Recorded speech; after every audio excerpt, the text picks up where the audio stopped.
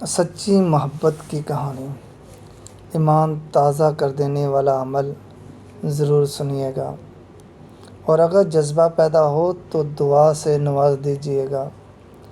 حضرت نظام الدین اولیاء رحمۃ اللہ اکثر ایک جملہ کہا کرتے تھے کہ ہم سے تو دھوبی کا بیٹا ہی خوش نصیب نکلا، ہم سے تو اتنا بھی نہ ہو سکا، پھر گھش کھا جاتے۔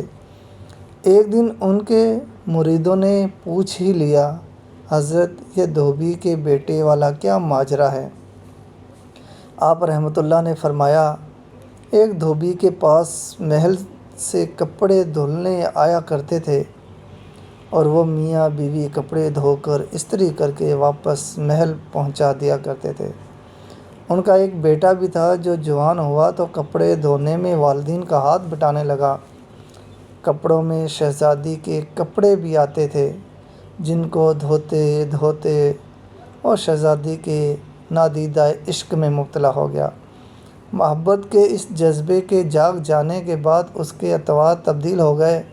وہ شہزادی کے کپڑے الگ کرتا، انہیں خوب اچھی طرح دھوتا، انہیں استری کرنے کے بعد ایک خاص نرالے انداز میں تہہ کر کے رکھتا۔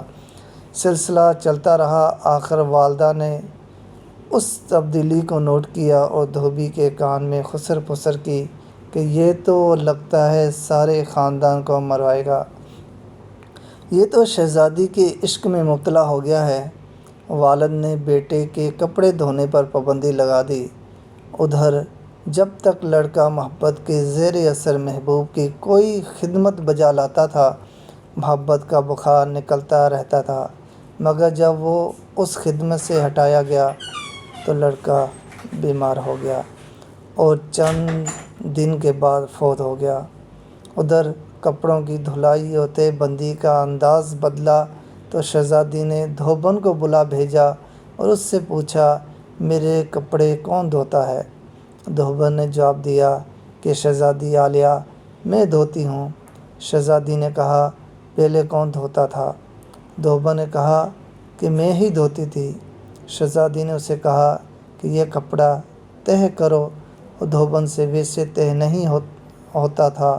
شہزادی نے اسے ڈانٹا کہ تم جھوٹ بولتی ہو، سچ سچ بتاؤ ورنہ سزا ملے گی۔ دھوبن کے سامنے کوئی دوسرا راستہ بھی نہیں تھا، کچھ دل بھی غم سے بھرا ہوا تھا، اور زاروں قطار رونے لگ گئی۔ سارا ماجرا شہزادی سے کہہ دیا۔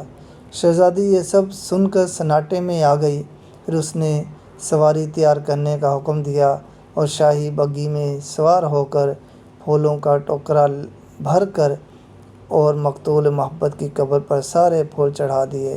زندگی بھر اس کا یہ معمول رہا کہ وہ اس دھوبی کے بچے کی برسی پر اس کی قبر پر پھول چڑھانے ضرور آتی۔ یہ بات سنانے کے بعد حضرت کہتے، اگر ایک انسان سے بن دیکھے محبت ہو سکتی ہے تو بھلا اللہ سے بن دیکھے محبت کیوں نہیں ہو سکتی؟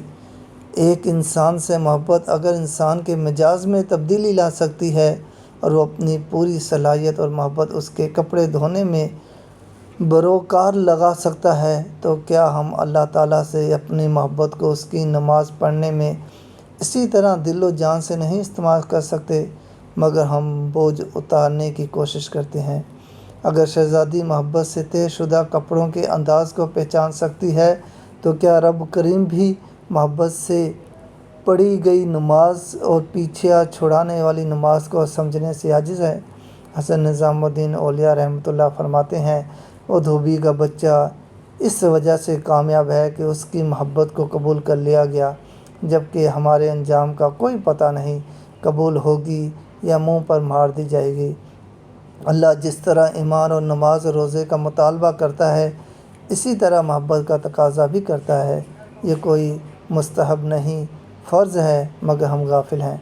پھر فرماتے، اللہ کی قسم، اگر یہ نمازیں نہ ہوتی تو اللہ سے محبت کرنے والوں کے دل اسی طرح پھٹ جاتے جس طرح دھوبن کے بچے کا دل پھٹ گیا تھا۔ ساری رات کی نماز ایسے ہی نہیں پڑھی جاتی، کوئی جذبہ کھڑا رہتا ہے۔ فرماتے ہیں، یہ نسخہ اللہ پاک نے اپنے نبی کریم صلی اللہ علیہ وسلم کے دل کی حالت دیکھ کر بتایا تھا۔ کہ آپ نماز پڑھا کیجیے اور رات بھر ہماری باتیں دہراتے رہا کیجیے، آرام ملتا رہے گا۔ اسی وجہ سے نماز کے وقت آپ فرماتے تھے، ارحنا بیہا یا بلال، اے بلال ہمارے سینے سے ٹھنڈک ڈال دے اذان دے کر۔